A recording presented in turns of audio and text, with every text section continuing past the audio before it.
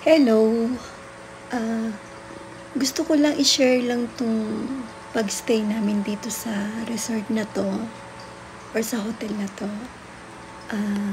This is a Punta Sanctuary Farm and Beach Resort. Located to sa Unisan, Quezon Province.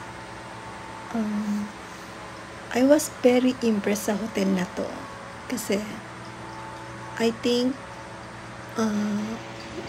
old na 'tong resort na 'to pero maganda pa rin. Wala kayo dyan. Nagbibideo mo.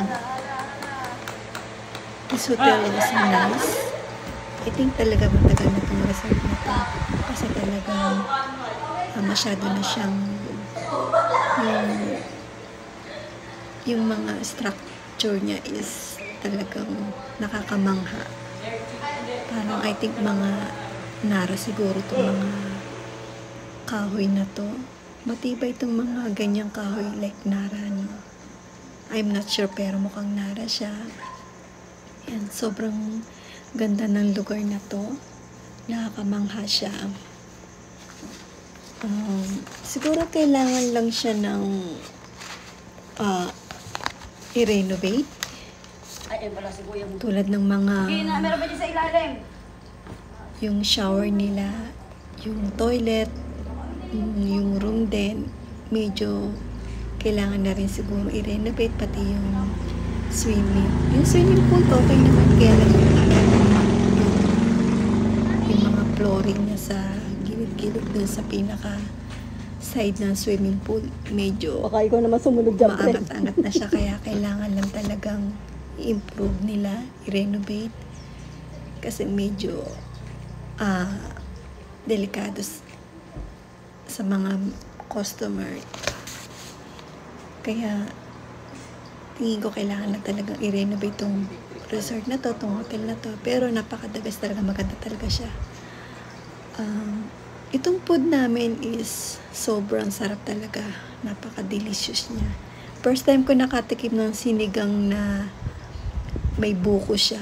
Parang may sabaw na, parang may halong sabaw na buko din siya. Pati yung laman niya may halo din. Ang sarap talaga.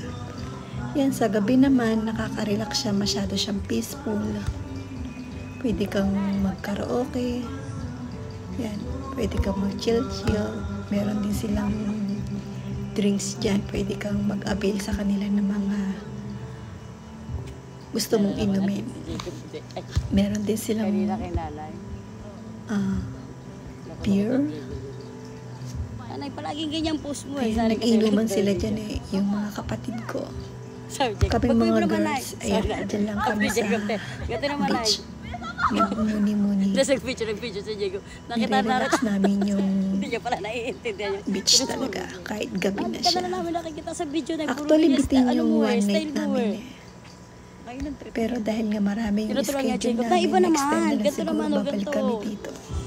Nagtatanong siya kasi kay Jacob, Kasi no? talagang ang ganda. Jacob, ang paano, ganda Jacob? talaga ng Turuan mo ko. resort na Ganun to. siya kay Jacob. Sobra.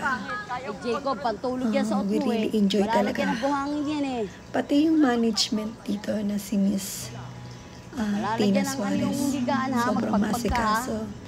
Hindi nga lang namin siya na-meet. Kasi nga, ano nga siya. Sobra din naman yung Di ko kaya ganyan. pag-kicker and asikaso niya sa amin. Kahit di ko siya na-meet. Namatay na pala Thank 2 you. months ago lang. Okay lang. Mali mo naman. Next time, ma-meet kita soon. Yan. Grabe talaga yung food dito. Sobrang sarap. Yung breakfast namin, yung lunch, dinner, sobra excellent talaga. Sobrang bitin lang talaga yung one night. Napaka-peaceful ng lugar na to. Nakaka-relax siya.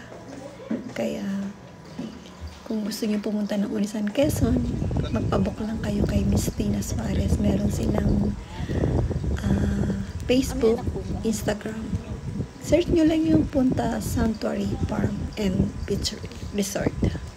Yan, makikita nyo lang sa Facebook and Instagram. Kung ko sa inyo, medyo mag-donate kayo para hindi kayo mabitin.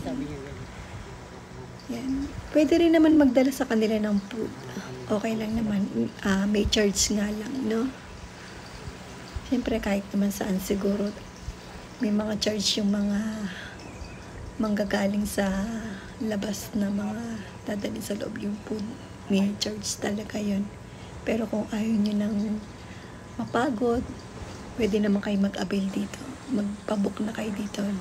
I-book nyo lang yung mga food at kailan at how many nights kayo. Kontakin nyo lang sila. Yan, sobrang ganda talaga ng dagat. Maputi rin yung sun nila. Kakatuwa. Yan, malaki yung pool nila. Yan, nag-enjoy talaga kami dyan. Bitin nga lang talaga yung one night. Ngayon, ang linis ng tubig. Minsan may time na madumi siya, pero nililinis naman nila kagad. Yan, itong pool nila maganda rin, malaki. Tapos yung tiles nga lang, kailangan nga talaga nila na i-renovate na kasi medyo nakaangat na talaga, delikado na sa mga customer, kaya kailangan nilang i-renovate yung mga tiles na yan kasi nakaangat na talaga. Pero yung pool okay pa naman, sobrang laki niya. Ayan, mag-i-enjoy talaga yung mga bata, pati din naman yung mga matatanda mag-i-enjoy dyan sa pool na yan, sobrang laki talaga. Ayan, tingnan nyo, nag-i-enjoy yung pamangkin ko. Sobrang laki talaga ng dagat. Enjoy na enjoy. Tsaka yung pool, sobrang laki ng pool. Pati yung dagat. Yung